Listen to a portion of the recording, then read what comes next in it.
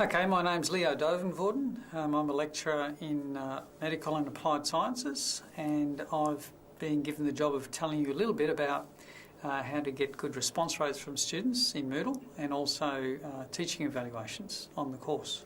Okay, so what I've found with my students is that they do read the Moodle site, they look at the Moodle site, and they can see that I'm putting things up there all the time, so it's actively being engaged with, I suppose. So the things that I put up often are things that might be of interest to them. So I may, for example, put up something that's relevant to everyday life, and I'll get them to comment on it.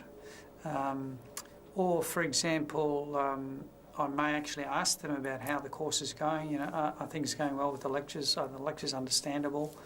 And then I ask for feedback. And I think once the students start realising that I do act on the feedback that I give them, they're more likely to respond. So I think a lot of them tend to not worry about responding because they think, oh, this is just going to go into the ether and I'll never hear about anything about it. So I think it's important that you do give feedback, and that feedback is then, I suppose, comes back into the Moodle course and make some changes. So either in the way I do things or yeah, so that's the sort of main area. In terms of getting responses back from students, it's what I try to do is I try to link the results that I give them in their course. So for example, if they have an in-class test or something like that, I will put those results up on Moodle, obviously in a form that is not where individual students aren't identifiable, and I will ask them, and I'll send out an announcement saying, look, the results are available on Moodle now for your in-class test, for argument's sake, and I'll remind them and it's just near the feedback button, and I'll try and make it funny if I can and say, those people who haven't looked at the feedback button yet, it's the big blue button on whatever side it is, just to give them some, I suppose, just to make it a bit less formal, I suppose. And that way they get the impression that, hey, here's somebody who actually wants some feedback.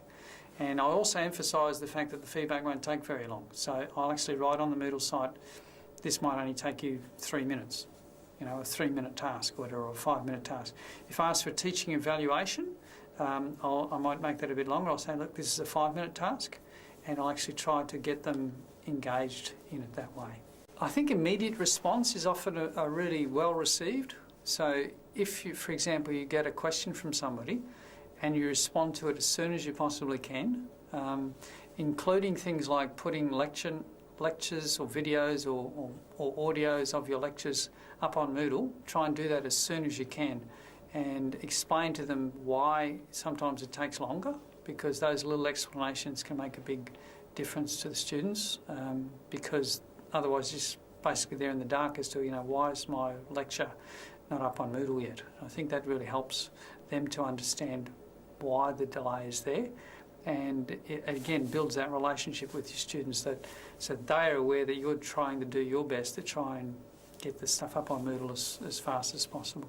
My students include flex students and students from Rockhampton, Bundaberg, Mackay, and distance education students. The whole gamut of students do my courses.